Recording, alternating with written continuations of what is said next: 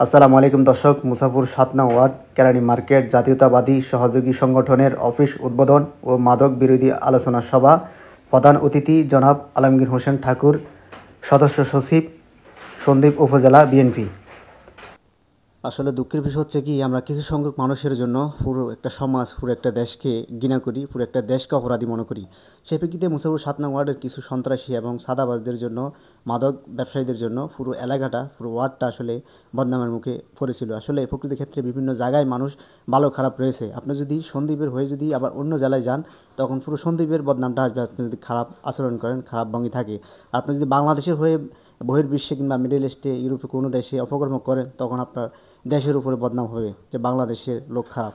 তাহলে এক কথা হচ্ছে, আপনি একজন মানুষ হয়ে 10জন মানুষের কিংবা একটা সমাজের, একটা রাষ্ট্রের কখনো ক্ষতি করতে পারেন না।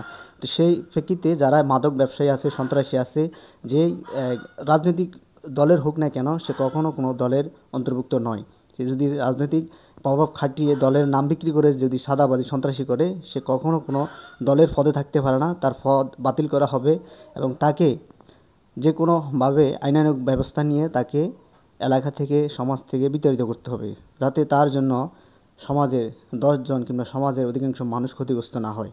তো সকলের ভুল বোঝাই থেকে একটু সংশোধন হওয়ার জন্য তো আজকে সদস্য সচিব যে বক্তব্য দিচ্ছেন, ওনার কথাগুলো আপনার গুরুত্ব সহকারে শুনবেন। ধন্যবাদ। কারণ বিভিন্ন কারণে নির্বাচন খুব আসন্ন, সেই অবস্থায় আমরা অনেকভাবে আমরা পদক্ষেপ নেওয়া থেকে আমাদেরকে হয়তো বিরত থাকতে হচ্ছে। তবে কথা বলে দিচ্ছি, খুব আসন্ন জাতীয় সংসদ নির্বাচন আগামী ফেব্রুয়ারি 11 তারিখে সম্ভবত হবে। আর সেই নির্বাচনের জন্য আমরা অনেক রকমের সিদ্ধান্ত থেকে এখনো বিরত রয়েছি। দেখতে চাই তার গোল কতটুকু, কে মিশকে কোন পর্যায়ে নিয়ে যেতে চাই। নির্বাচনের পরবর্তী সময়ে এই কথা আজকে বলে দিতে চাই, সন্দ্বীপে, সারা সন্দ্বীপে, শুধু মুসাফুর নয়, সারা সন্দ্বীপে কোথাও কোনো মাদক ব্যবসায়ী, মাদক সেবনকারী কেউ থাকতে পারবে না, কেউ থাকতে পারবে না। আমরা জানি পরিকল্পিতভাবে চুরি হচ্ছে, গরু চুরি, মহিষ চুরি হচ্ছে। তাদের কর্মকাণ্ড রাজনীতি করছেন বিদায়, বিএনপি করছেন বিদায় আপনাকে চুরি করবার লাইসেন্স দেওয়া হয়নি। বিএনপি করছেন বিদায় আপনি বলুন, আপনারা যারা চুরি করছেন তারা দলের জন্য কে কয়টা মিছিল করেছেন, কে কয়টা জেল কেটেছেন, কে কয়বার আন্দোলন সংগ্রামে গেছেন? কেউ তা নয়। আমরা যারা আন্দোলন সংগ্রাম করে এই হাসিনাকে পতন ঘটালাম, আর আপনারা চোর, তারা আপনারা সেই সুযোগ নিয়ে সমাজকে নষ্ট করবেন, দলকে নষ্ট করবেন, বিএনপির ভাবমূর্তি নষ্ট করবেন। সেটা কোন অবস্থা আমরা হতে দেব না, কোন অবস্থা আমরা করতে দেব না।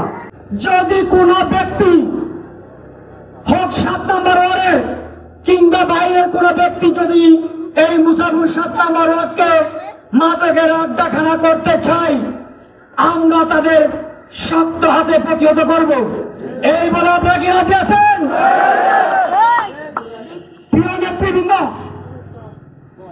আপনারা সবাই সব সময় আমাদের এই মাদকের জন্য ঘৃণার চোখে দেখেছেন।